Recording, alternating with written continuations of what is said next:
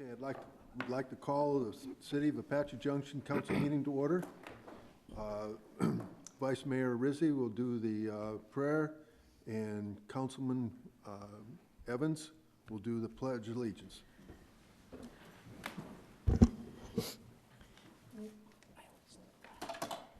Heavenly Father, we thank you for the privilege of being gathered here today to do the city's business on behalf of our constituents. We ask that each of us be guided by you in the decisions we make that will affect others, and not by any personal agenda or ego. We ask to be humble in our disagreements, and that we never forget we are here to serve the people of this beautiful community. Father, we ask for your protection for all of our first responders, those serving in our military, and all of their family members. We ask that they be brought home safely each and every day. In Jesus' name I pray. Amen. Amen. I pledge allegiance to the flag of the United States of America and to the republic for which it stands, one nation, under God, indivisible, with liberty and justice for all. Roll call. Mayor Wilson, Here. Vice Mayor Rizzi, Present. Councilmember Biggs. Here. Councilmember Evans. Here. Councilmember Gremmel. Here. Councilmember Nesser. Present. Councilmember Schroeder. Here. You have a quorum, Your Honor. Thank you. Consent agenda. As a reminder, all items under consent agenda will be approved with one motion. If a council member wishes to remove an item for further discussion, the request will be made prior to approving the consent agenda and will be moved to the new business. And I have pulled number 3 and have moved it to new business. Do I have a motion on the consent agenda? Your Honor, Yes. I move that we accept the consent agenda as presented, removing item 3 for further discussion. Second. Moved and seconded. Roll call. Councilmember Biggs. Yes. Councilmember Evans. Yes. Vice Mayor Rizzi. Yes. Councilmember Nesser. Yes. Councilmember Gremmel. Yes. Councilmember Schroeder. Yes. Mayor Wilson. Yes. Unanimous, Your Honor. Okay, I have one proclamation here. And proclamation of Domestic Violence Awareness Month for October 2021. Whereas anyone can be a victim of domestic violence regardless of age, sex, ethnicity, sexual orientation, social, economic status, and/or religion. And whereas domestic violence in any community may exist as a hidden, silent, and often unrecognized reality that is often not reported to authorities. And whereas there is a need to challenge and the assumptions made about domestic violence, become proactive in preventing domestic violence and hold offenders accountable.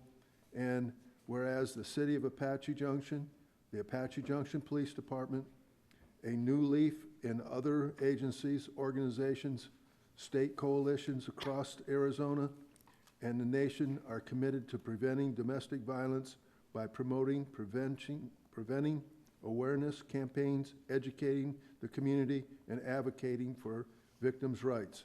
I now therefore, Chip Wilson, the mayor of the City of Apache Junction, Arizona, do hereby proclaim October 2021 as Domestic Violence Awareness Month. And in Apache Junction, I urge all citizens to work together to prevent domestic violence. And Celsia from Hope Women's Center is going to receive this. You want to come up? Cecilia. I'm sorry? Cecilia, oh, I'm sorry. Yeah, turn around and we'll.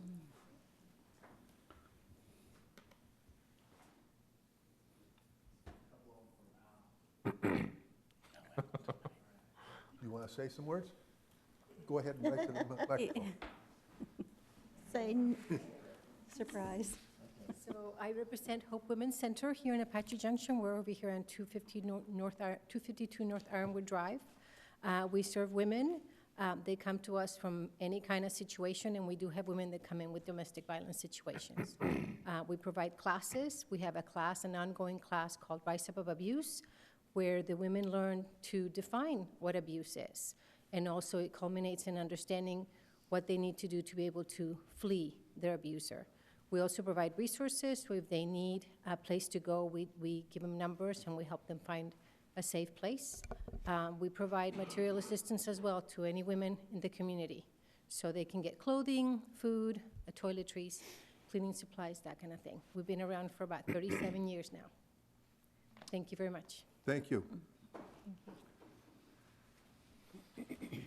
Okay, regional intergovernment meeting updates from the council. Braden. I just have one, Your Honor. Today, Representative Frank Pratt from Legislative District 8 passed away. He's been battling illness for a long time. So he's from Casa Grande, and a very well-known name here in Casa Grande and, of course, all across Arizona. So our thoughts go to his family and everybody here in Pinal County. So. Yes. No meetings. Robert? No. I actually do this time Yes, of year. okay. Actually, I just wanted to update everybody on GPEC. The GPEC board met on September 16th. The new members were voted in. There were approximately 14 of them, and I was one of them. So they had a lot to discuss. I know we have a packed agenda, so I won't go into much detail today, but I look forward to reporting more in the future. Okay. Anyone else? Well, I've got one quick one as well. This past week, I had a meeting with, it was Representative Biggs' office, and kind of talking to him about some of our concerns from the community. Of course, we came up with a Social Security office, the north-south freeway, and he was basically unaware, or his office was unaware of the impact to our community, and how we were very interested in how this will affect the growth of our community. And of course, I brought up the agriculture for Pinal County, for the water shortage and how it's going to impact agriculture. And we also talked about the BLM land and status and what was going on with it. And the Superstition Mountain National Monument, the SRP project for Horseshoe Dam and Bartlett. That's one of the things we want to make sure that all our legislators nationally know about it and how it's going to affect our community in the future, and how we want to work with SRP in getting these accomplished. And it was interesting in bringing this information to them in discussions. And one of the things I thought was very interesting, they have received a lot of, I'll say, inquiry about State Route 88 on when it's going to be done and everything. And we kind of brought them up to date of what our information is and how it's nothing's happening for quite some time into the future. And they said that they will be definitely looking into it in the aspect and what the holdups are and what needs to be done. But it was an interesting meeting, and hopefully we're going to be able to do some more with some of our legislators. And I encourage everyone to, if you have an opportunity to talk to our national legislators, to bring up some of these subjects to them. Okay. City Manager's report. Thank you, Your Honor. Bryant Powell, City Manager. For my report tonight, I want to just do a very brief summary of your upcoming agenda for October 5th. These are the items. We're still working on resolution numbers, but our ordinance numbers and some resolution numbers are complete. These items, Sydney will summarize more, and we went over and have gone over many of these. You'll have the Arizona State Land Department annexation request and the equivalent zoning ordinance in front of you at this time. We will be amending the stormwater regulations, the auction property, MPC zoning, and the retain MPC, Master Plan Community Ordinance. It's the zoning that allows for that to happen. And then we'll have the auction property, which is the 4 square miles development agreement. And then the retain piece, which is the remaining piece that goes further south towards the 24. Amend the CFDs, the Community Facility District policies, that conform with the ASRS that Zach was talking about last night, regarding the board and how it's constituted. And then finally, the last 2 items will deal with community facility districts in the Superstition Vistas area that will allow the financing mechanism that allows for growth to pay for itself, for the new residents to be able to pay for those amenities and the water and sewer and road infrastructure. Just giving you a heads up that our agenda will be full. There'll be a lot to go over, and it's going to consist of basically these items. Moving on my report, Stephen Herring is unable to make it tonight. He had a blowout on his vehicle. He's okay, he just can't be here. We'll find another time for him to come and present the quarterly update. And so now I'll turn it over to Matt to present our annual. So about 6 years ago, when the mayor and council implemented the 0.2% sales tax increase for street and roads, one of the items in that resolution was that annually staff would provide a report on the revenues to expenditures and the projects that were completed. So Matt, if you'll take it from here. Hello, Mayor and Council. Matt Busby, Assistant City Manager. As Bryant stated, we'll just give a brief overview of the revenues collected, the expenditures that have been expended, and then share some pictures of the projects that were completed this year. So we're getting to the point in the 10-year cycle of this special sales tax to where we're having to do 2 columns here. That's why it looks a little different, but as you move down from the left and then continuing on to the right column there, you see the total revenues that have been collected there at the bottom of 6.7 million. From the beginning, we estimated approximately 10 million. We'll probably be right about that, or probably a little bit more, but you can see to date what we have through fiscal year 2021. As far as the expenditures, the same format here. You see we've expended a little bit more than we've brought in, but that was anticipated and on purpose. We've borrowed against the HERF funding balance, and that money will be paid back to the HERF funds with this special sales tax as we bring in those necessary revenues. This is the overview. Again, that notation at the bottom, what I just explained. Recent construction that we've seen this year, you see Windsong Street between Ironwood and Valley was completed in the spring. The slurry seals and chip seals in various neighborhoods. You can see some examples here, as well as this crack sealing project and fog sealing throughout the whole city. So there's not specific neighborhoods here delineated, but all throughout various roads, the public roads throughout the city. So that is our general overview. If you have specific questions, we're available to answer them. Thank you, Matt, and Your Honor, that concludes my report for tonight. Okay, announcement of current events. Al is not here. Who's going to? I have So that, Matt Mr. Mayor. gets to do, yeah, I'll run double through duty. that for Al. Okay. I don't have quite the radio voice that he does, so it'll be a little less exciting, but we'll run through these. The first one is AJ Open Mic Night at the Table of Grace Church. You can see August 27th, September 10th, September 24th, 6 to 9 p.m.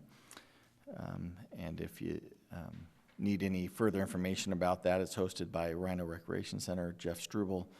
His number's listed there if you have further questions about that. Superstition Open, presented by Republic Services, is held I believe this is this Friday, September 24th. And that is the various information. I believe they're still taking people who want to join in on that and participate in that. You see the information there listed at the bottom, presented by the Apache Junction Chamber of Commerce. And finally, the Apache Junction Founders Centennial Celebration. They continue to meet. I believe, Councilmember Biggs, is it monthly or is it even more often than that right now in the planning efforts? The second and fourth Wednesday of every month. Second and fourth Wednesday of every month. At 6 p.m. at the library. And so this is the main event kind of that group is working toward at Prospector Park, January 2022, where we're celebrating this 100 years of establishing the area, the name known as Apache Junction. So there's going to be a lot of great things you see listed there at the bottom, including live music, beer garden, food trucks, vendors, all sorts of great stuff. So please mark that on your calendars. And I believe that concludes the current events section, Mr. Mayor. Okay, thank you. We'll move on to public hearings. Public hearing and consideration for an applicant for a Class B bingo license for the VFW Auxiliary, Superstition Mountain, 9399. Jennifer. Thank you, Your Honor, and thank you for making sure to clarify that this is for the auxiliary. Thank you, Councilmember Biggs, for recognizing that as well. So this is an application for the Class B. It is different than a Class A, and that because of the gross revenues that they expect to fall under. So the Class A is very minimal. It's around $15,000. The Class B allows them anything up to under $300,000. So this is, I'd like to say also that the VFW Post got their original Class B back in 1992. All of the public safety departments have emailed us back. They have no concerns with any of the application and are all recommending that the council recommend approval. I do have Bambi Johnson here this evening if you do have any questions. Does anyone have any discussion or questions from the council? Just can't wait to win. Okay. I hate to let As a public hearing, would anyone like to be speaking on this item? And I don't see anybody's hands or movements forward, so I'm assuming that's going to be closed now as well. So I'll close the public hearing and ask for a motion. Your Honor, Yes. I move that the application for a Class B bingo license filed by the VFW Superstition Mountain Post 9399 be recommended for approval to the Arizona Department of Revenue. Your Honor, wait. Should we amend that to the Add auxiliary, please. Auxiliary? We'll add auxiliary to that, excuse me. Second. Thank you. So moved and seconded, roll call? Councilmember Biggs? Yes. Councilmember Evans? Yes. Vice Mayor Rizzi? Yes. Councilmember Nesser? Yes. Councilmember Gremmel? Yes. Councilmember Schroeder? Yes. Mayor Wilson? Yes. Unanimous, Your Honor. All right, thank you. Excuse me. I'd like to combine the discussion and public hearings on items number 12 and 13. However, council will vote on each one individually.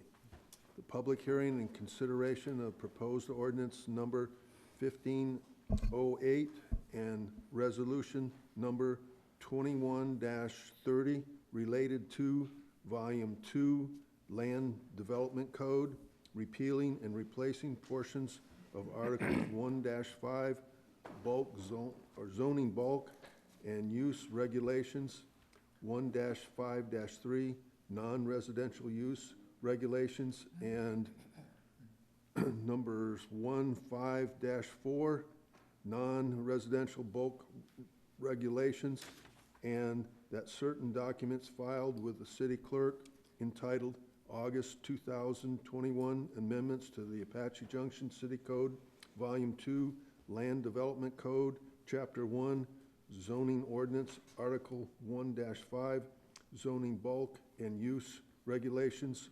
1-5-3, Non-Residential Use Regulations, and 1-5-4, Non-Residential Bulk Regulations.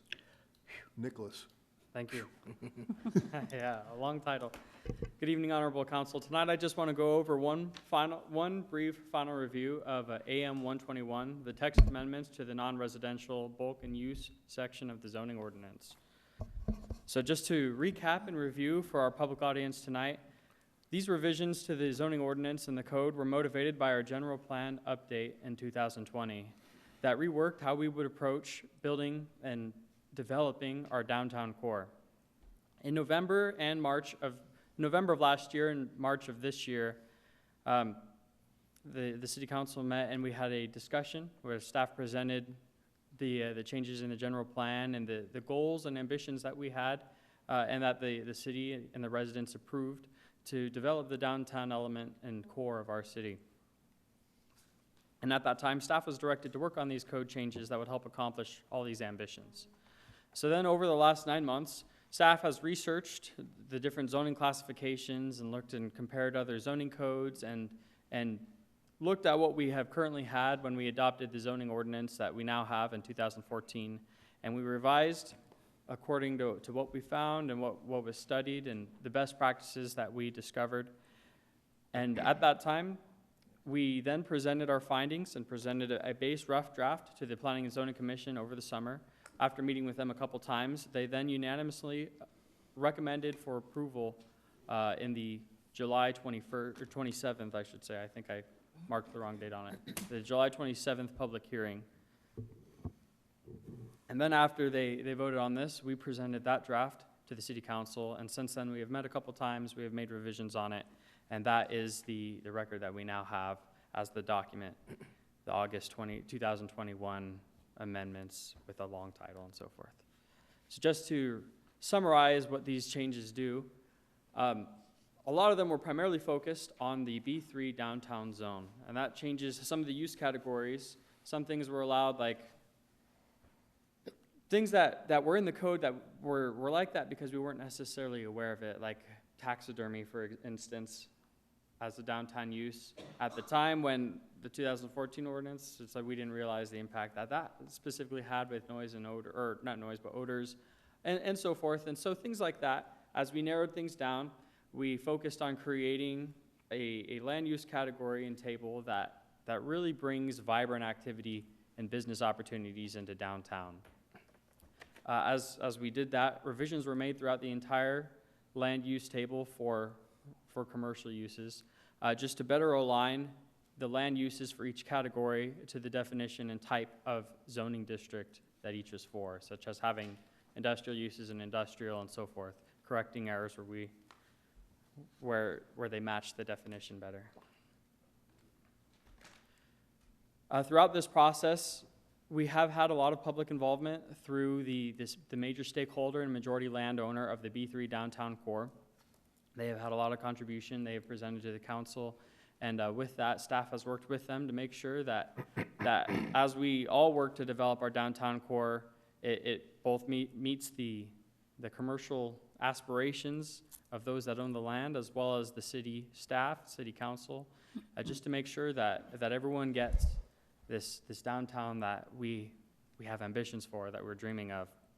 So with that, they have expressed support for the current proposal as it now stands. They have reviewed the documents. And other than that, staff hasn't received any other public comments regarding these specific changes, but we've been happy to work with such a great group, both with the Planning and Zoning Commission, the stakeholders and property owners, as well as the City Council with this. So just to reconfirm for everyone in the audience as well, the two items on this are separated. There's a resolution first that adopts the amendments as a public record, which then will be adopted, and the current sections 1-5-4 and 1-1-3 of the zoning ordinance will be replaced by this document. And that is why it's been separated into two different items, as you all know, but as we had some questions about at our last public hearing. So staff recommendation is the approval of Resolution 21-30 and Ordinance 1508 as currently presented. And if you have any questions, I'd be happy to answer. Okay, anyone have any comments? Braden? No. Gail? No. No. No, Your Honor. No? Nope. Okay, this is a public hearing. Would anyone like to speak on these items? Of course.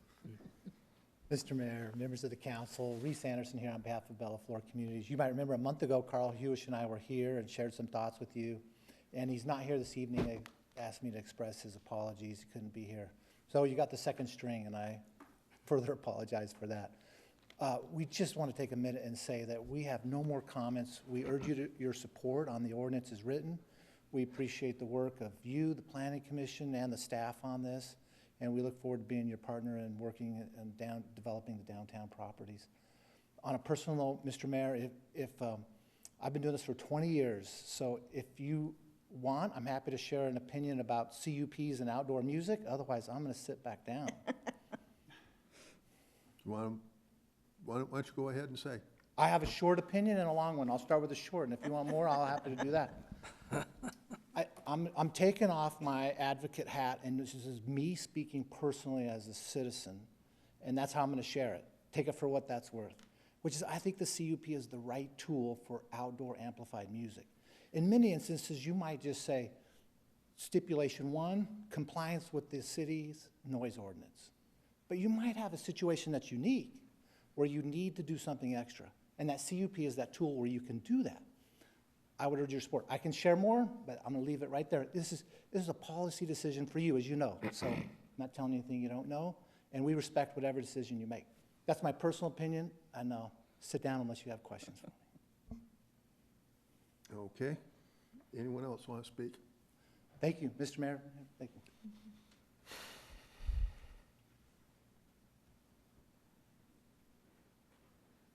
Hi, I'm Donna Carr, Apache Junction resident.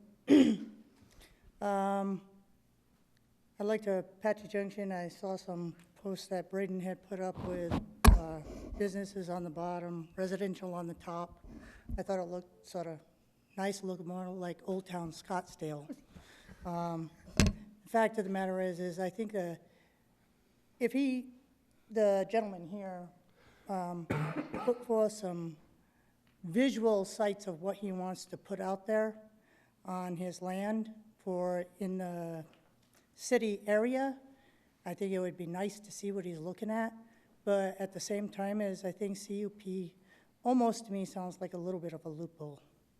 And I'm sorry, but I do live in the city limits, and I don't want to hear blaring music. I hear enough blaring music from other neighbors who decide to do karaoke at home. Thank you. Anyone else? So don't see any additional hands or movement, so I'll close the public hearings and ask for a motion on ordinance number 1508. Your Honor, Yes. I move that ordinance number 1508 be read by title only and the reading of the entire ordinance be waived. Second. Moved and seconded. Roll call. Councilmember Biggs? Yes. Councilmember Evans? Yes. Vice Mayor Rizzi? Yes. Councilmember Nesser? Yes. Councilmember Gremmel? Yes. Councilmember Schroeder? Yes. Mayor Wilson? Yes. All right, unanimous, Your Honor. Ordinance number 1508, an ordinance of the mayor and the city council of the City of Apache Junction, Arizona, amending Apache Junction City Code Volume 2, Land Development Code, Chapter 1, zoning ordinance by repealing and replacing portions of Article 1-5, zoning bulk and use regulations, and by adopting by reference that certain document entitled August 2021 Amendments to the Apache Junction City Code Volume 2, Land Development Code, Chapter 1, zoning ordinance, Article 1-5, zoning bulk and use regulations, 1-5-3, non-residential use regulations, and Section 1-5-4, non-residential bulk regulations, repealing any conflicting provisions, providing for severability, and providing for penalties. Okay, the main motion? Your Honor, Yes. I move that ordinance number 1508 as read by the city clerk be approved and adopted with the following amendments: to remove the CUP condition from bars, restaurants, and clubs with amplified outdoor music, specifically from the B3 zoning, and moving that to a yes. Second. Moved and seconded. Roll call. Councilmember Biggs? Yes. Councilmember Evans? No. Vice Mayor Rizzi? If this were going to be in a different zoning area, but being B3, and it's simply commercial, I'm going to say yes. Councilmember Nesser? Yes. Councilmember Gremmel? Yes. Councilmember Schroeder? Yes. Mayor Wilson? Yes. Motion passes 6-1. Okay, is there any further discussion among council on number 14, resolution 21-30? Okay, do I have a motion on this resolution 21-30?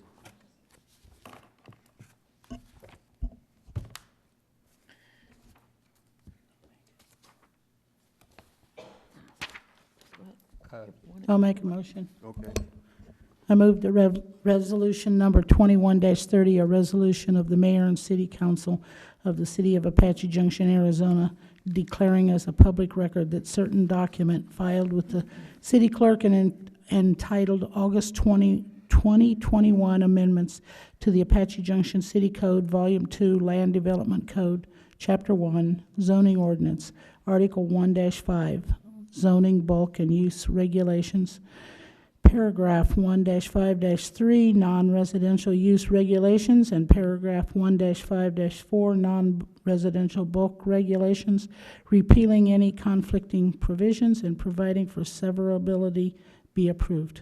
Second. moved and seconded. Roll call? Councilmember Biggs? Yes. Councilmember Evans? Yes. Vice Mayor Rizzi? Yes. Councilmember Nesser? Yes. Councilmember Gremmel? Yes. Councilmember Schroeder? Yes. Mayor Wilson? Yes. Unanimous, Your Honor.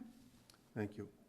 I will combine the discussion and public hearings for items number 14 and 15. However, the council will vote on each one individually.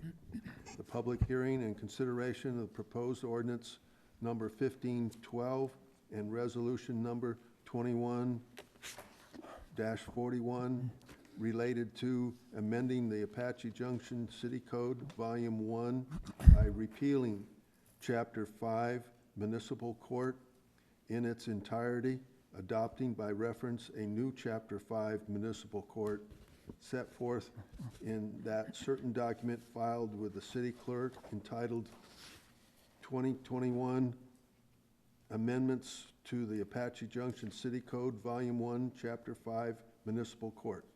Joel?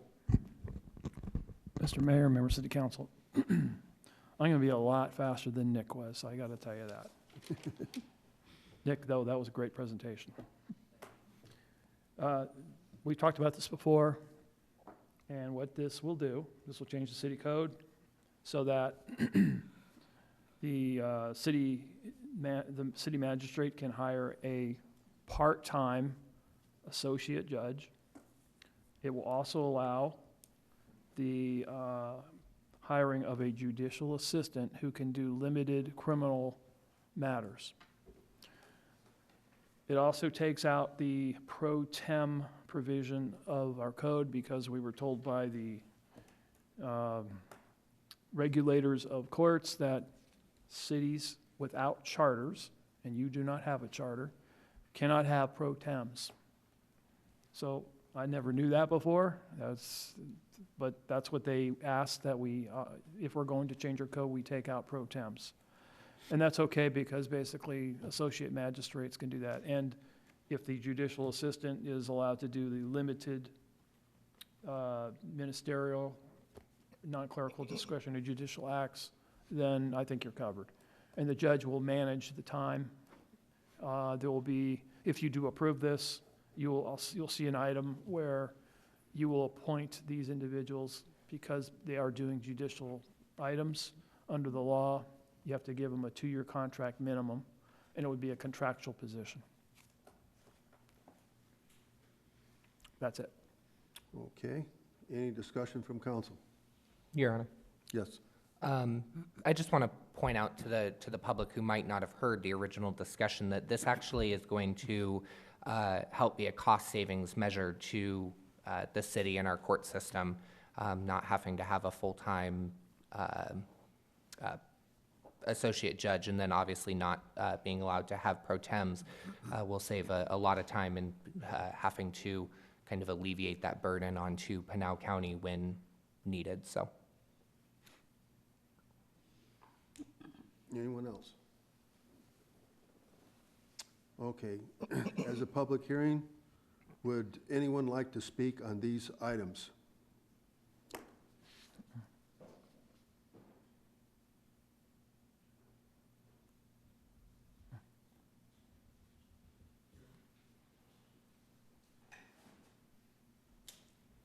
Mr. Stern?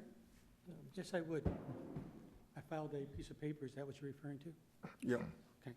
My name is Bill Perlman. I've been your public defender, one of the public defenders for the last 20 years. I represent all those people I don't want to see. I've looked at what Mr. Stern wrote here, and I find it interesting, but I also find it misguided, and I go to speak against the motion. You'll notice you said it's a cost savings, and I'm not sure that's going to be accurately true. Let me refer to this. And let's say I've been in Apache Junction. I bought my first home here. I was a county attorney taking people off the streets here. I've been here since Joe Saggio, if any of you remember him. Anyway, thank you for that. There's a couple things about saving money here, and I've noticed the definitions that are used, and I don't think that it's going to do what you think it'll do. Under 5.1-6E, under no circumstances may a judicial assistant perform criminal trials, civil injunctions against harassment, or orders of protection hearings, but they may serve as civil hearing officers in other cases. I'm not sure whether Mr. Stern intends that to be the person who makes the decision, the discretionary decision as to whether to grant an order of protection or an injunction prohibiting harassment. I was a city judge for 10 years. I've actually sat on your bench prior to working my present position. And one of the things we did most of the time in Chandler is at 4:30 Friday afternoon, we had orders of protection, injunctions prohibiting harassment, which we thought was really just $5 divorces for the weekend. And sadly, in many cases, it was true. But this person won't be able to do that because that is a discretionary act. So I think that's going to cause a problem. You're also going to, with civil traffic hearings, it's another issue. And in saying this, it's not that I think that lawyers make the best judges. I've disagreed with a whole bunch of them. And I practiced law in Kingman, where one of the best judges I knew was the city, I think it was the city judge and the JP. He was a fine man. But times have changed. I noticed you're doing 6,000 acres coming in, and I don't know what the population of that will be, but probably, I'd say, what, 20,000 people, 30,000 people? Double the size of the city. And I think what you're going to need to do is you're going to need to expand your court to be prepared for that. You may have to even need an expansion to the building to cover a second courtroom. In Chandler, when I got there, we had 25 to 30,000 people, and you know what it is now. And somebody thought ahead, and we had 4 courtrooms built, and I hope they're doing well. So the definition here may perform only ministerial and clerical non-discretionary functions. And the definition of that is well done, but I don't think it's going to do what you need it to do, because it says concentrate on technical skills and training, including the processing of plea agreements with definitive conditions not allowing changes by a judicial officer. Judges have to accept plea agreements. That's a discretionary act. The judicial officer has to accept plea agreement. That's a discretionary act based on their wisdom. So the judicial assistant would not be able to do that. The continuances in pretrial matters require some discretion based on court calendar and the reasons that the attorneys give for a continuance. That's a discretionary action, would not be eligible for judicial assistant. Initial appearances and arraignments. Initial appearance is one of the most important actions somebody comes to. At initial appearance, the judge decides whether somebody's going to be in custody or not in custody until the next court date. That's totally a discretionary action based on their wisdom, looking at the people and doing that. So I have to suggest, I don't think it'll save the money you want. I know many lawyers that I've talked to might be willing to work for $60 an hour, whatever you're paying, for a part-time position. Like me, they're semi-retired, maybe they like it. So I'd suggest that this doesn't do what you want it to do, and I suggest it's not in the interest of the people of the city. I know you want to save money. I understand that. I agree with it. I tend to work trying to keep people out of jail. Sometimes we're at cross purposes. But I think you make savings that way, and that's what you've done with the core civic contract. But doing this is not in the best interest of the people of the city, and it's really not in your best financial interest. Thank you. I'm open for questions if you wish. Oh, we can't respond to questions in the aspect. No, I wasn't asking, do you want to ask me one? I'm not, I understand that. No. Okay, thank you, Mr. Mayor. Members of the council, thank you very much. Your Honor, can we have Joe or the judge respond? It sounds to me like there might be a little bit, I'm hearing a little bit of a misunderstanding here with what we were intending. Could we get some? I think the judge could tell you how he wants to implement and how he wants to run his court. Yeah. I think right now, the issue of the land that's going to be annexed in the future and all the people are going to be there for that, that's a decision down the road. We don't need a full-time employee right now. We don't need to pay for a full-time employee. I don't need that. I can get the job done with myself, a part-time employee, and some work that the associate magistrate that's a judicial assistant would be doing as well. As you know, I asked for more power for that person to start with, but Joel Stern raised some concerns in that area, and council raised some concerns. So we spent a lot of time between the two of us trying to address council's concerns about not wanting that person to have too much power. So Joel spent a lot of overtime on weekends, so he deserves most of the credit for all the extra time he spent on it. But I worked with him as well too, so we could try to make sure that we address the council's concerns about not having this person have too much power, especially in the area of criminal cases. So this is going to work just fine. In the future, if we need to increase it from a part-time to a full-time or something, we can, but there's no sense in spending that kind of money right now. And I'd be happy to answer any questions anybody has. Yes, go ahead, Gil. I guess I was confused. I don't have any problem with the assistant judge, but with the judicial assistant part of it. I thought when we had spoken that they had to be a lawyer to do the things that are listed in here. According to the regulators of courts, it's called the Administrative Office of the Courts. They said basically, if your city code says they don't have to be attorneys, then you may appoint someone who is not an attorney to do limited judicial assistant or limited judicial items. So, and that includes the initial appearances? Yes. And Yes, now the judge can tell you how he wants to use those people and in what circumstances, and I think you should, Judge, you may want to comment on that. Yeah. Right. The part-time judge is there for, the weekends that I have off, the 15 weekends a year that I have off, plus times that I have vacation or sick leave or that type of thing. that's not Plus, the there's going to question. be additional time where, like, for example, we have a day coming up where we have 101 traffic cases in the morning. Well, we can't get that done with one judge on that.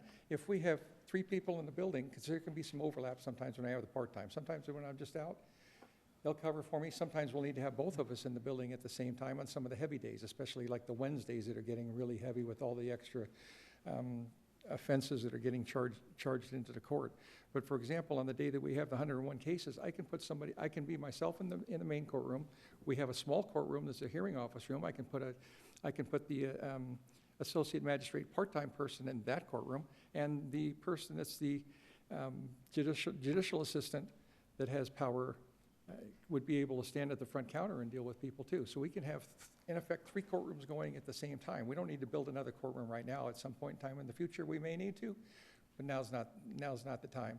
So this is going to help a lot to make sure that we have adequate coverage and that people aren't inconvenienced by having to come there at 8 o'clock in the morning and then 3 o'clock in the afternoon they're still waiting to get their case heard. That's not administration of justice. But with 3 people at the same time in the same building, we can get things done and get things done in a reasonable manner and get people on their way without spending all day at court. There's no reason why people should spend all day at court. And like I said, that was not my concern. Does anyone else remember that the judicial assistant was going to have more limited? Ask the question again, Gail.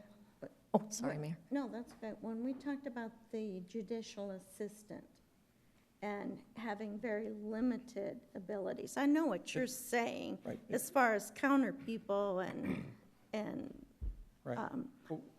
We did talk about the fact that the person could be a non-attorney, and then I think it was Councilmember Gremmel that wanted to make sure that they didn't cover orders of protection. Yep. And then there was a couple other areas that other people mentioned, so we tried to address those concerns of council members and make it to where the person can't do those type of things that were of concern to council.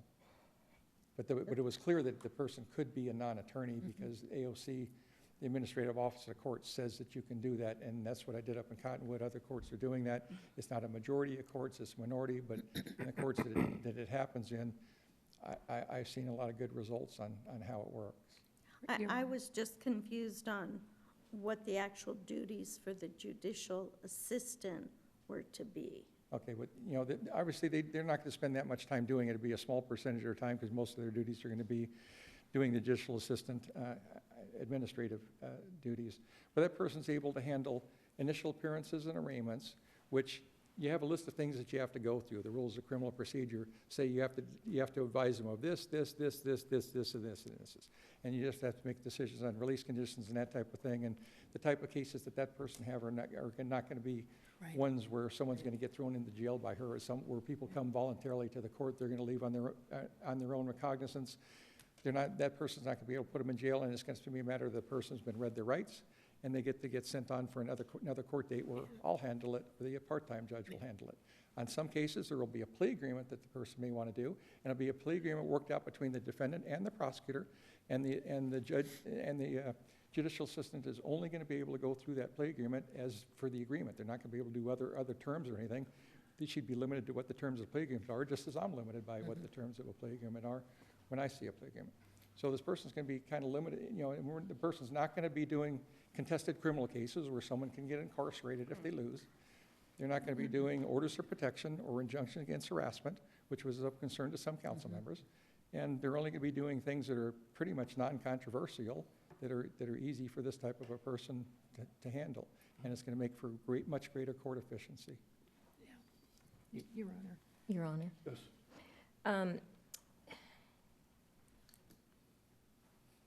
As Councilmember Biggs had mentioned, this being a cost savings, I think it is going to be a cost saving in the sense of what we had previously. Because previously, we basically had 2 judges, is my understanding anyway, that were working full-time. Yes, do I think that a presiding judge and an associate judge up to 19 hours a week is going to be less than what we paid before? Yes, I do. However, I don't see the need for a presiding judge, an associate judge, and a judicial assistant who's going to do limited judicial duties. I just don't see that this court needs that because a normal judicial assistant, we're going to pay more for this person to do these duties than we would pay a regular judicial assistant. So in my belief, I don't think it is the cost savings that we're looking for, and I just think there's a better way of doing it. Now, I know you said, like, you have one day where there's like 121 traffic cases. Part of that probably is scheduling issues, right? We could schedule those differently. Well, we don't control those. Come to us in the police department. They set them on certain days, and they just, however many cases they cite, come into the court. Okay, and some of them can't be continued, though? I mean... Well, then you're continuing in advance, and which ones do you pick to continue? I mean, Okay. people that get scheduled But for my a court point date, is and then that's if they don't pretty show up, limited, then we though. don't know for sure that they've gotten notice of the future court date, and then you have issues there. Okay, but those are pretty limited, right? So if you have an associate judge who's doing 19 hours a week, and you said, you know, covering for you when you're going to be gone, I just can I don't think address it's that? the best way to do that. Okay, say for example, if you have the part-time judge is out of state on vacation. I'm there during the week, I get sick, or I have to go to the doctor or something, or some emergency comes up or whatever. Then you still have the person that's in the building, that's the judicial assistant who has the power to step in and do those. Because I think I may have talked to you before about this. I had one time when I was up in Cottonwood and I had a kidney stone attack. And so I'm laying down on the floor in my office, I couldn't do things. If we had a person like that there, we'd be able to just send them into the courtroom and have them do things, and then people wouldn't have to get mass continuances where they've taken a day off from work, they come to court, and they're sitting there for an hour or so waiting for their case, and all of a sudden there's no judge, and then they have some clerk coming out saying, here's your continuance, come back in 30 days. That's not the way to do it either, and this person's not going to be spending that much of a percentage of her time doing things, but she's going to be there in cases of, you know, urgent situations that come up where you're going to need to have some coverage so you can make things efficient for the court and to avoid inconveniencing all the court customers that come to court, whether it be the attorneys that come to court, or the defendants that come to court, or victims that come to court, those cases are going to be able to be handled without any further delay. And it works successfully up in Cottonwood. We had great work with it up there.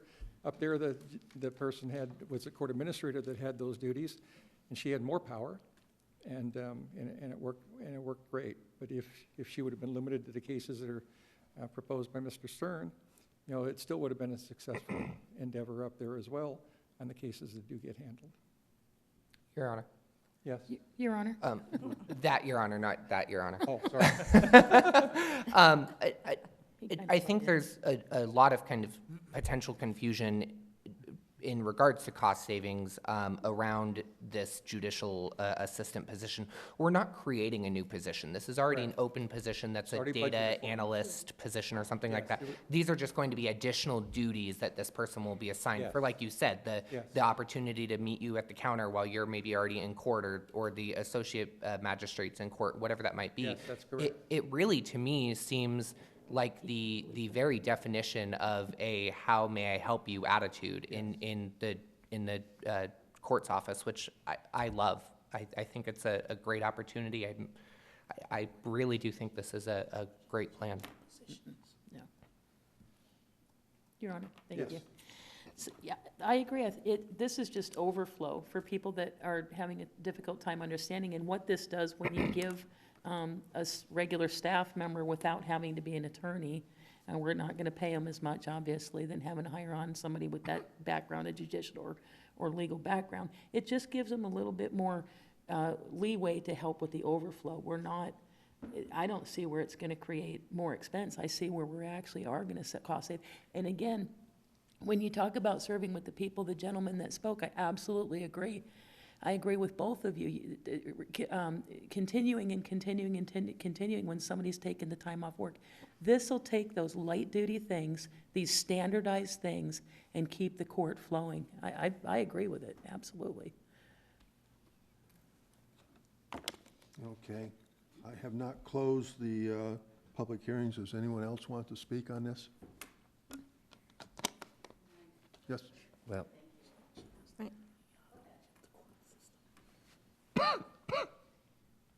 Donna Carr, Apache Junction resident. As long as it's not going to cost the people any more money, I'm for it. But just out of curiosity, I guess I owned my own business at one point, and I didn't take a mess of time off. I just was wondering, out of curiosity, how much time does he plan on taking off? Thank you. It's not the judge. No. Yeah, it's not for the judges. Okay. Coming in. I've never been to a city council meeting. I certainly wasn't expecting to be here and to close. I garden in and water my plants. So anyway, my name is Valerie Steinmuck. This is a new subject for me, and I'm very curious. I have just a couple of questions. One is there a set of rules that says what the credential is for the person who is a non-attorney to be in that position? Yeah. And do they have to be specialized in a certain area for that? That was just the only question I had that I thought might be helpful. These were some of the things that we had discussed when we had talked about it, Your Honor. Pardon me, Your Honor. Go ahead. We had talked about, the public doesn't see sometimes executive sessions, so there were plenty of questions that were brought up and concerns with somebody that, may not be familiar with this type of thing. That's the reason for the limited. These are standardized things, like the judge had explained. This person would have to they have a very small little box. It just helps with the overflow and keeps the court going, keeps court system going. And they have the training. Mr. Mayor, if I can. Yes, go ahead. If I can elaborate on that, Vice Mayor, yes, that's correct. Also, the judicial assistant would have to, if a non-attorney, would have to go to a class, and actually it's a course. They have to take a test, and it's put on by the administrative office of the courts. Yep. And so would the associate judge if they haven't been to one in 6 months. So that is standard, and it's something that the city would pay for as part of their duties. My last question is, would there ever be a situation where a defendant who is facing a prosecutor comes with his attorney, so we're talking 2 attorneys, with a judge who is not an attorney? Does that ever create any kind of a conflict or an issue with due process, or, I mean, it would never be a case like that. We can't answer your questions. Yep. What are we doing? Justices of the peace, most of them are not attorneys, and they handle cases with prosecutors That's and right. defense attorneys all the time. And there are a lot of fine JPs in the state of Arizona. Some are not so good, but many of them, most of them, are excellent, and they're used to handling these. And like Mr. Stern indicated, there's a 3-week judicial college that the person has to go through, and they have to pass the test, and they go through all different kind of scenarios, different situations. They teach them about initial appearances and arraignments, and pretrials and trials, and what to do in different things. They get bench books of scripts that they have to go through. There's a lot of training that goes into it, and then they also will be mentored by me as they're training, and they'll have the assistance of the part-time judge as well for periods of time that I'm not there if they have any questions or anything. But the person that I propose is going to be voted on by you. So if you don't think that the person's qualified, you don't have to vote that that person's also appointed as an associate magistrate. But if I give you somebody that you deem qualified, that has a lot of years of experience in the court system, and you think that person's qualified, then the administrative office of court says you have the power, if you have it in an ordinance, to appoint that person, and if you find that person's qualified, it's your call. Yeah, I don't think any of us question the assistant judge. We were Right. just questioning the duties of the judicial assistant themselves. I understand. And what type of, yes, we will approve the associate judge, but not, we won't approve the judicial assistant. We That's- will. Yes, you do. We do? We do. You will. Yeah. And There'll be a Okay. 2-year It's in the contract. change. It'll be 2 years. So it will be a new position, There'll be a contract position, the judicial assistant. as well as the associate judge, Okay. because they're doing judicial duties as Instead part of of it their being duty. a management analyst that I hire, it's one that I would recommend to you someone, and then you decide, just as when you're hiring me, you'd be able to either accept my recommendations, or you'd be able to interview the person yourself if you wish to, and you'd have to find the person satisfactory to you. Mr. Mayor? Yes. Also, the judicial, or the world is changing, as everybody knows. And so there's actually, the Supreme Court is looking at, I think they have a committee looking at this. And I won't state whether I like this or not, but I will say that they're looking at whether layperson legal assistants can represent criminal defendants. They're looking at that. And that's coming up. So the world is changing in the law. I'm going to say nothing else about that, and I think if there's nothing else, I don't know if you're ready for a motion or not. Okay. Anyone else want? And I will now close the public hearings and ask for a motion on ordinance number 1512. Your Honor, Yes. I move that ordinance number 1512 be read by title only and the reading of the entire ordinance be waived. Second. Moved and seconded. Roll call. Councilmember Biggs? Yes.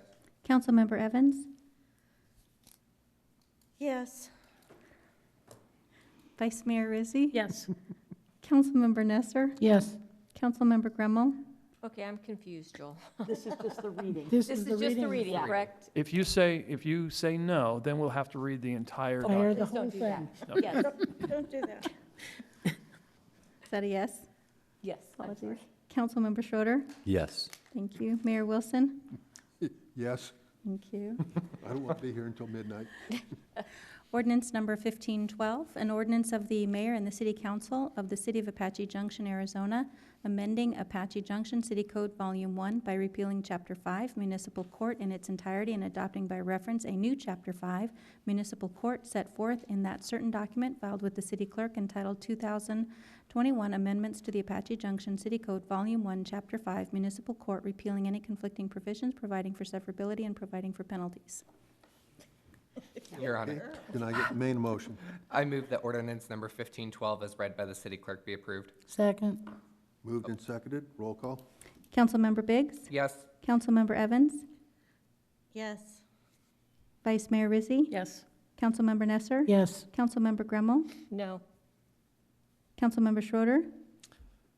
Well, I feel like the purpose behind a public hearing is that someone can come up and give questions and concerns about items on the agenda, and I believe that was accomplished, so my vote would be no. That was a no, correct? That was a no. Thank you.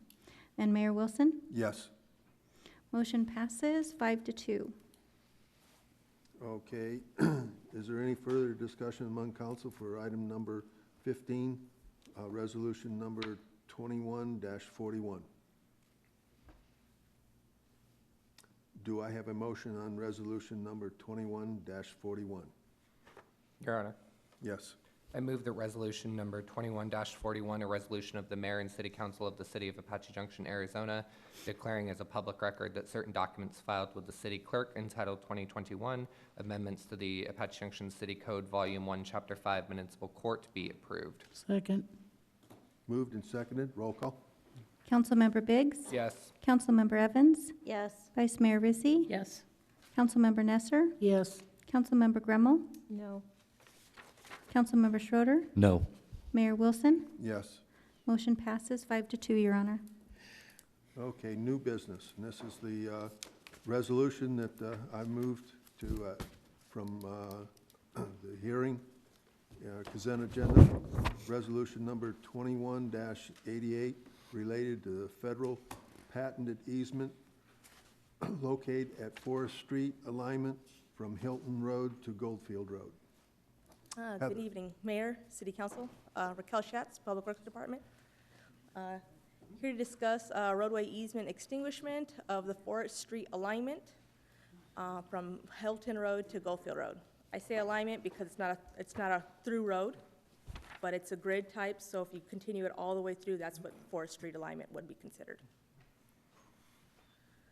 Quick background, these FPEs were granted to the city from the government, either 5 or 2.5 acre parcels back in the 1930s and amended in the 50s. So these are the reservations of the right-of-ways along the boundaries of the lands, ensured that no individual parcel will be landlocked or without legal access to the land.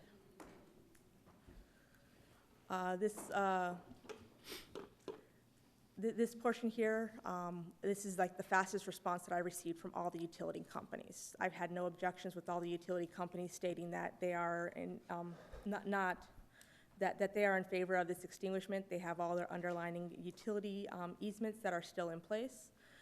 So this just is the easement for the roadway purposes. All the underlining utility easements remain in place, and if the owner or whoever wishes to do anything else to it, they have to go through all the individual utility providers through their processes to get their utility easements extinguished. So we're just doing roadway easements only.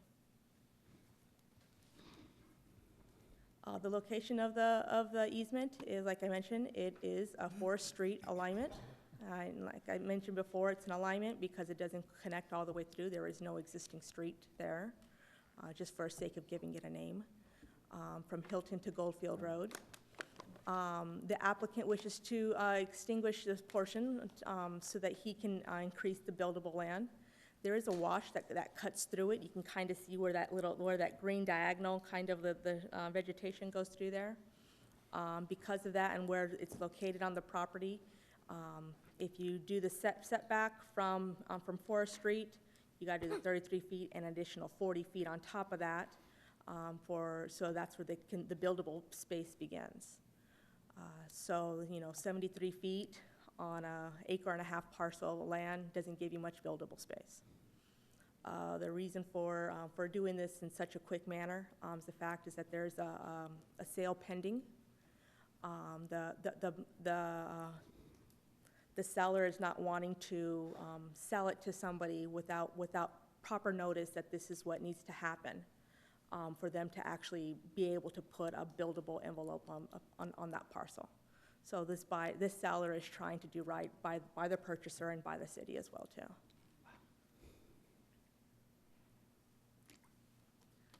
So this is for discussion and consideration. I've spoken to both the city engineer and the public works director, and they agree that this would not be a parcel in which the public works would build a road on, for the fact that there is that wash that goes through there. So So, any questions? No. No question? Well, yeah. I just wanted to know why you wanted to pull it from the consent. Bryant, you want to explain, or Jennifer, what the, We had this item through the agenda management process to have it on for a work session. Did not make it, so this was our opportunity to get it on work session, or get it off of consent to have a chance just to discussion, Oh, yeah. yeah, we screwed. There's no issue. well, and that's what I was like, I don't see an issue. So this will be on next meeting's consent? No, No. we're going No. to make a You You decision can vote, tonight. you could, Oh, so there's no motion, though? There is a There is, motion. right, Oh, there it is. you okay? so just, we made a mistake. We wanted to get it on for work session so we could review it. So this is your work session that you would have had last night, and we would have left it on consent to vote on, but we needed to have a chance for y'all to review. I was just looking for a problem and didn't see Yeah, one. these are good problems, right? You know. Yep, Your Honor, yes. I move that resolution number 21-88 related to the federally patent easement located at the Forest Street alignment from Hilton Road to Goldfield Road for the purposes of increasing buildable space for a home using the property line as the starting point for the 40-foot setback instead of the existing FPEB approved. Second. Moved and seconded, roll call? Councilmember Evans? Yes. Councilmember Biggs? Yes. Councilmember Gremmel? Yes. Vice Mayor Rizzi? Yes. Councilmember Nesser? Yes. Councilmember Schroeder? Yes. Mayor Wilson? Yes. Unanimous, Your Honor. All right, thank you. Discussion and consideration for entering into an agreement with Interstate Mechanical Corporation to remove 2 existing HVAC units and install 2 train HVAC units at the multi-generation center. Heather. Good evening, Mayor, council members. Heather Hodgman, Administrative Services Manager. As mentioned, we are here for the multi-generational center HVAC units, the heating, ventilation, and air conditioning, so I can do the acronym. Right now, the multi-generational center has 2 40-ton original rooftop units. Back in 2004 is when they were manufactured. So these units actually cover the 2nd floor of the track and the basketball court. Over the last about 5 years, each unit has 3 compressors. So we've replaced 6 compressors, which is pretty costly. We've had to kind of Band-Aid repair these 2 units because they are so large. The commercial recommendation is every 10 to 15 years is kind of the life expectancy of the units, so this is why we're here. We're a little bit past, but this is why we're here tonight. We currently have a city contract with Interstate Mechanical Corporation, and they're currently our HVAC contractor, so that is who we're utilizing for this project. I tried to zoom in as much as I could on this, but there's red dots. Those are the 2 units, so you can see those compared to all the other units on the multi-generational roof, the size difference and how large they are. We did get this special engineered just to make sure that the efficiency and to make sure that the occupants were going to have enough cooling in those large areas. But we need to replace those 2 40 tons, and it's actually going to go smaller to a 27.5-ton unit with the train control systems. With this installation is the 1-year parts and labor on the train control system, 1-year warranty on MCOR's workmanship on the installation, 5-year parts and labor, and a 10-year warranty on those compressors. As mentioned, we had replaced all 6 on the previous 2. So staff is recommending entering into an agreement with Interstate Mechanical Corporation for the removal and installation of 2 train HVAC units located at the multi-generational center in the amount of $226,640.06. Any questions? Any questions? Any question? Yeah, everyone's looking to one person. It seems like an awful lot of money to me.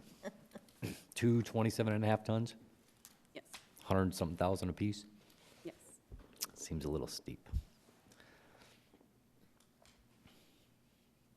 Anyone else?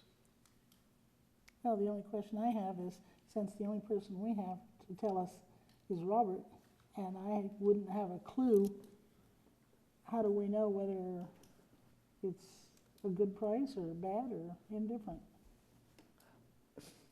I knew this was gonna happen to me today, too. Yeah. As soon as I read that, I'm like, okay, I'm on the spot. I think it is a little excessive. I think it's extremely excessive. I would, at first when I read this, I thought it was, when I saw that price, I thought we were going into a contract where over the year's time, they couldn't exceed $226,000. And I realized, no, wait a minute, that's just for 2 units.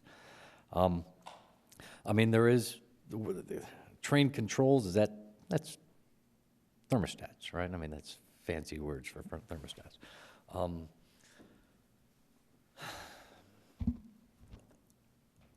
Now, we are under contract with these guys now, you said? We are currently, yes. And They when- do our, I'm sorry. When is that contract up? It's only been a year. It's only been since October of last year. October of last year? Mhm. And you have no air conditioning in there at all right now?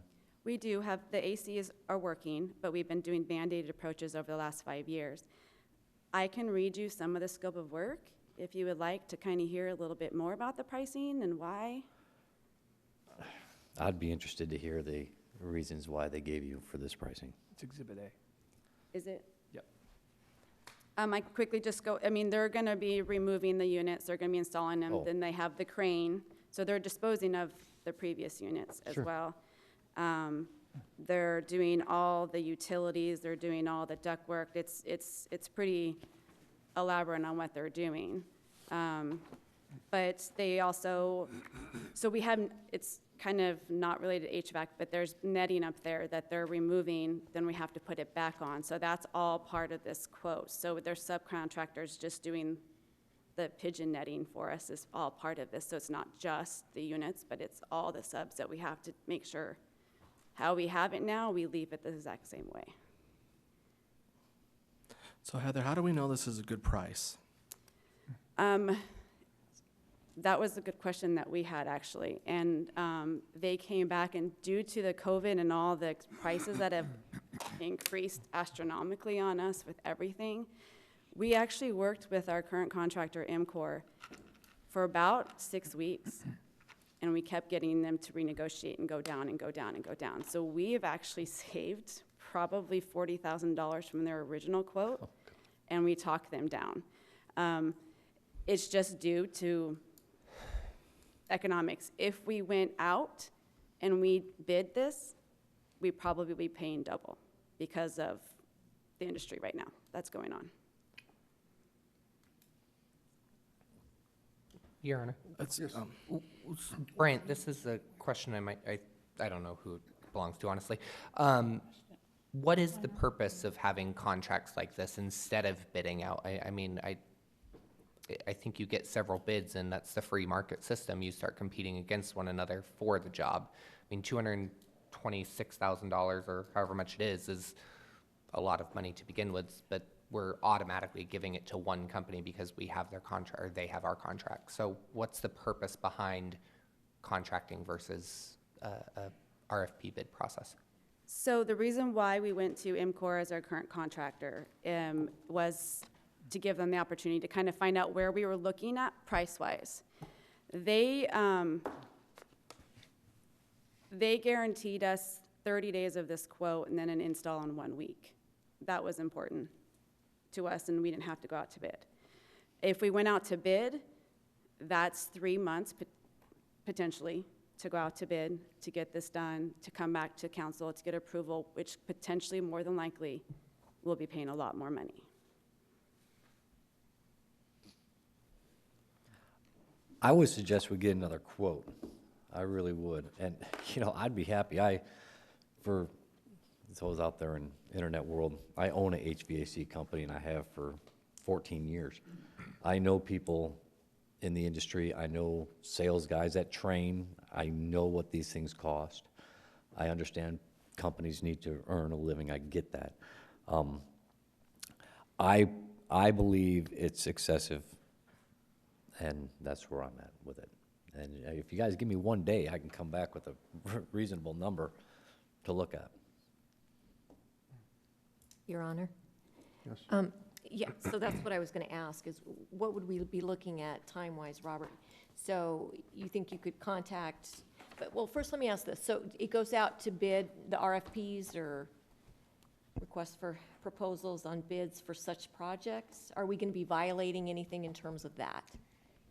So I would recommend that you either have staff go and do a bid and come back and provide the analysis from it, from that perspective. I mean, give us some data and work with staff on that to separate you all from the procurement process.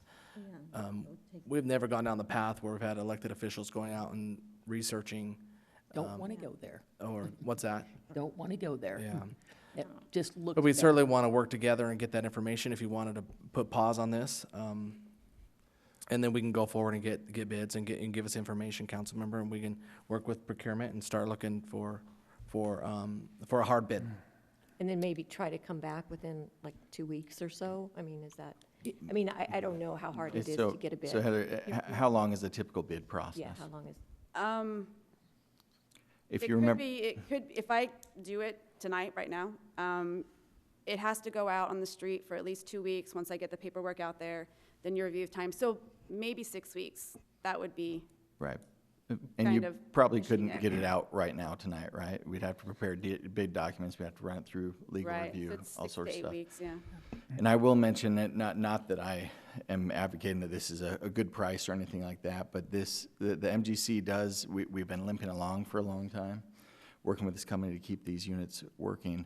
It does act as our emergency operations center, like a emergency shelter if necessary. There is an opportunity that we may be able to use some of the federal dollars that we're getting for these types of purposes, so there could be some reimbursement. Not that that justifies, like I said, the cost, but I know in talking to Liz Langenbach, time is of the essence for this particular project because we just don't know when they're going to finally just fail. And so I know she's very interested in trying to get this. We were not excited about the cost at all. You know, we had something going into it that we thought. But working with these vendors, I think there's lots of factors in this world. I wish we had better, I mean, not this world, but this current COVID world with supply chain and labor and all sorts of cost increases are going across the board. Now, I'm not in your world, in that effort, but I know Liz Langenbach was especially disappointed in the prices, but also it is an urgent need. So I would recommend that we steer away from going through a long, drawn-out RFP process for this particular item, and we strive to reevaluate or readdress a better approach in the future for these types of Your Honor? Mr. Mayor, efforts. Yes. if I could ask, the current contract allowed them to do other units, is that correct? Correct. And it didn't specify the tonnage, did it? As I recall. It does. It does, so, but they could go up to this level, correct? They can go up to 40 tons. Okay. And also, there's another way to do a bid, and that's to do it with a cooperative contract. Are there any available for air conditioning? Like I with- have not looked. Okay. But the current contract does allow this completely, and it's discretionary to allow them to have these units, correct? To provide these 2 units? Correct. Okay. Your Honor, do we risk losing this vendor if we tell them that, look, you're way too high, and could they just break their contract and go somewhere else? And if that happened, what position would that put the city in if we didn't have a vendor at all? Where would we be back to square one? So, yes, they can break the contract that we currently have in place with them. So we'd be back at square one. We'd have to go back out for bid for an HVAC contractor at that time. I'm not saying that we go with their, go with them just because we're held over a barrel, but at the same time, it sounds like time is the essence. And, dollars, when we spend the public's money, is always a concern. I almost feel like we got to trust that staff they know how to do this, and they know, they've done their work and their research as well. So I'm kind of tied between, It's tough. It's a Yeah. big it's a ton of money, and it's tough, and it's hard to know because we are trying to replace it. It's been 17 years. I think it's, Yeah. if you break it down by 17 years over two units, it's about $6,900 a year, to get it replaced. But that's not the analysis of trying to figure out, is this the true cost? Now, I will tell you, I've watched on city council nights, decisions just like this. Yeah. Phelps Drive comes to mind. A bid came in, it was a hard bid, $700,000. Council member said, let's go out and rebid it. That's too much. Went out and rebid, came back at 1 million. See. So it's hard to tell you. We tell you, this is the environment we have now, this is Yeah. what we think. We got to remember too, when we talk about spending the public's money, the public is using the multi-gen center. Who's using it? It's not staff, it's the public. So, Mr. Mayor, it's a tough call. I'm sorry. Yes, go ahead. There's usually a termination clause in every contract. For example, this one on page 10 has one for termination by contractor. They have to give notice. So it wouldn't be necessarily a breach unless it's a material item, such as they were in the middle of working on something and they quit. That would be a breach of contract. That'd be actionable. The question is, does council want to go down that road or risk it? That's up to you. I don't know if they would do that. They would never. They probably. City work is a cash cow. Correct. They will not quit this contract if someone else put those units in. And they know they're going to get paid, so that's another thing. Oh, yeah. But yes, there could be a breach technically. That's why we have language that covers it. So we are protected for our remedies. Your Honor. So how do we have this budgeted into our yearly budget? Is it, or? Yeah, so we definitely budgeted for a lesser amount, thinking, working off an old quote from a year back or something that was less than this. And I'm not finding the exact numbers in front of me, but in talking through this with facility staff and Parks and Rec director, so we budgeted based on that, and I think it was somewhere closer to 200,000 or just below that. So in these situations, typically we'd go to the contingency amounts, but in this case, this year in particular, we have these ARPA funds from the federal dollars that this could be an allowable use. So we're kind of doing our due diligence still on that if we had to hit those. But it would be general fund contingency when it's over the budgeted amount, when stuff like this happens. Okay, anyone else want a conversation? Okay. Do I have a motion? Your Honor, Yes. I move that the agreement with Interstate Mechanical Corporation for the removal of 2 existing HVAC units and installation of 2 new HVAC units at the multi-generational center in the amount not to exceed $226,640.06 be approved. Do I have a second?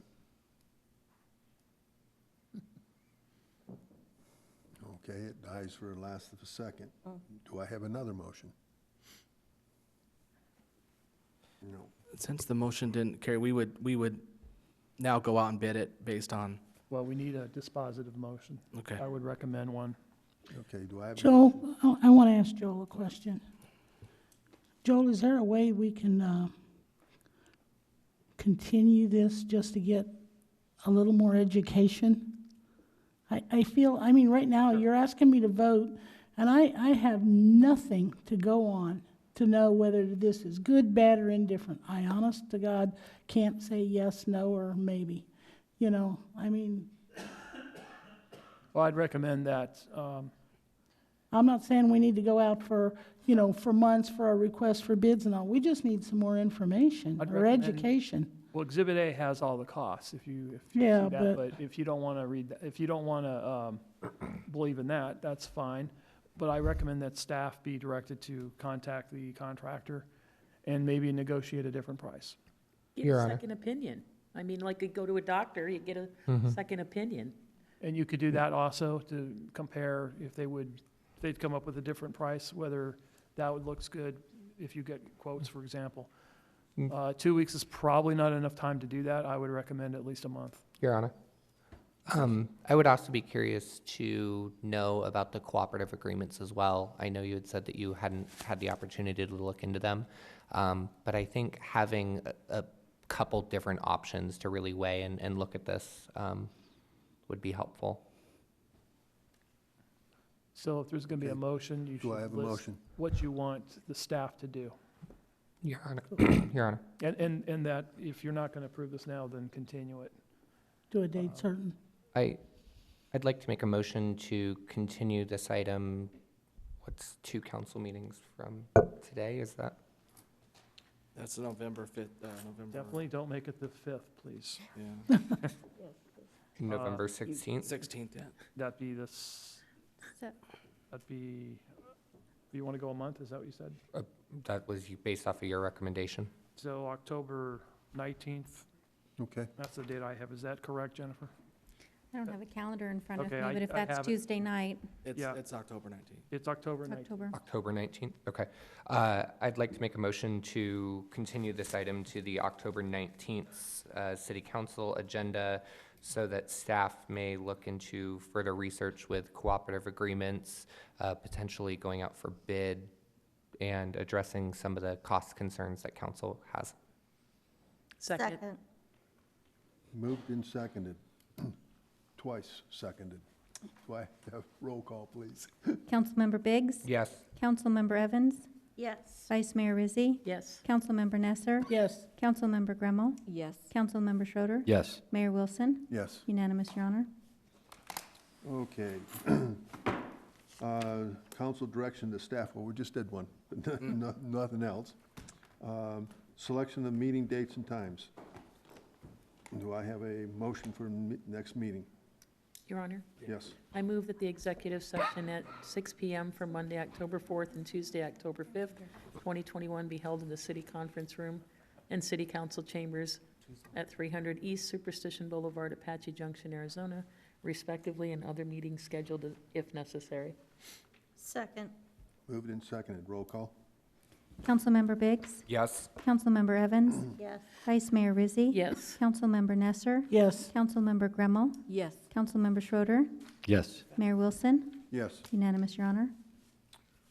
I would like to remind everyone that the call to the public is courtesy and not required by law. It's a time for the public to express requests, communications, comments, and suggestions. Requests to speak forms must have been filled out and handed to the city clerk before the end of the city manager's report. All issues shall be presented in a professional manner without personal attacks. Under the open meeting law, council cannot engage in a discussion on the issues presented, but may respond to criticism, may direct staff to follow up with the speaker directly and/or place the matter on a future agenda for council discussion. There's a 3-minute time limit for each speaker. I have one. Excuse me, Donna?